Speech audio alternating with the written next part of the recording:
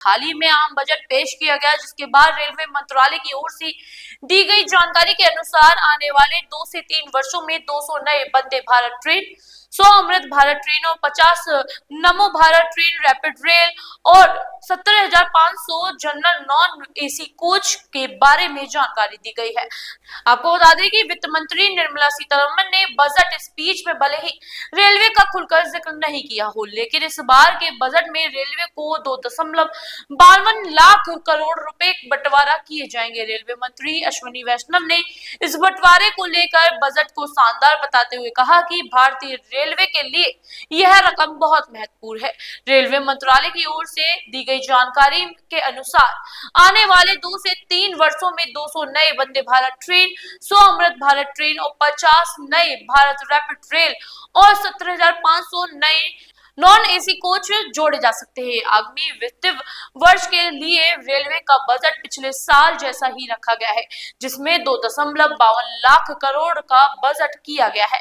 हालांकि इसमें 10,000 करोड़ का बंटवारा अतिरिक्त बजटीय संसाधनों से किया जाएगा, जिसका इस्तेमाल रेलवे की लागतों को पूरा करने के लिए और उनकी आधुनिकीकरण के लिए किया जाएगा। इसका मतलब है कि कुल पूंजीकरण एक्सपेंस जो बना है वो 2.62 लाख करोड़ का बना है। रेल मंत्री ने यह भी जानकारी दी कि भारतीय रेलवे वित्त वर्ष 2025 से 2026 तक 100% इलेक्ट्रिफिकेशन हासिल कर लेगा, जिससे पर्यावरण पर होने वाले प्रभाव को कम किया जा सके। अगले 5 वर्षों में रेलवे की पूरी ट्रेन प्रणाली को सुरक्षा के लिहाज से मजबूत किया जाएगा। इसके तहत रेलवे पूरी तरह एलएचबी कोचों में बदलाव करने की योजना बना रहा है और सुरक्षा मानकों को बेहतर बनाने की दिशा में काम कर रहा है। एलएचबी कोचों के बारे में ये पारंपरिक आईएफसी कोचों की तुलना में अधिक सुरक्षित और आरामदायक होती हैं। इन कोचों में कम झटके और शोर नहीं होता है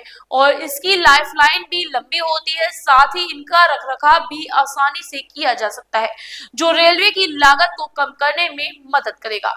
इस बजट में रेलवे के लिए किए गए बंटवारे से यह स्पष्ट है कि भारतीय रेलवे के विकास में सुरक्षा और आधुनिकीकरण की दिशा में सरकार गंभीरता से नजर बनाई हुई है और रेलवे को एक अच्छी दिशा में ले जाने की चर्चा की जा रही है। आने वाले वर्षों में यात्री अनुभव को बेहतर बनाने के साथ साथ माल ढुलाई की क्षमता भी बढ़ाई जाएगी, जिससे भारतीय रेलवे दूसरे सबसे बड़े माल ढुलाई नेटवर्क के रूप में उभर सकता है। तो आपको क्या लगता है कि जो ये माल गाड़ियां होती हैं और जो यात्रियों के लिए ट्रेन सुविधा है उसमें जो बदलाव होने वाले हैं, आपको कितने अच्छे लग रहे हैं और आप आने वाले सालों में रेलवे से क्या कुछ उम्मीदें लगाए हुए हैं, कमेंट सेक्शन में जरूर बताएं। ऐसी तमाम अपडेट्स के लिए जुड़े रहें BS24 न्यूज के साथ। धन्यवाद।